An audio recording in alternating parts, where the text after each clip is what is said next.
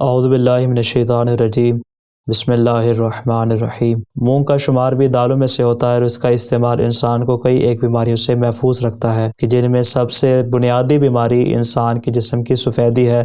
البتہ اس سے مراد وہ برس کی بیماری نہیں ہے، چونکہ برس کی بیماری انسان کے جسم کی باطنی سفیدی ہوتی ہے، جبکہ جسم کی ظاہری سفیدی یہاں پہ مراد ہے، باطنی سفیدی مراد نہیں ہے۔ ایک شخص نے امام علی علیہ السلام سے جسم کی سفیدی کی شکایت کی تو آپ نے ارشاد فرمایا کہ مونگ کو پکاؤ، اس کو پی لو اور اس کو اپنی غذا میں بھی استعمال کیا کرو۔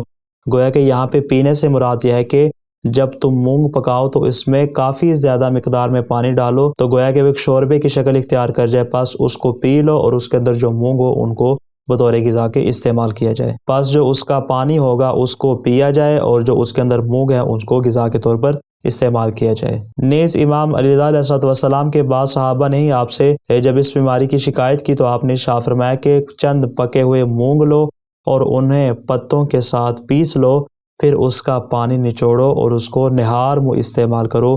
وہ شخص کہتا ہے کہ میں نے امام علیہ السلام کے حکم کے مطابق عمل کیا اور اس بیماری سے شفا یاب ہو گیا۔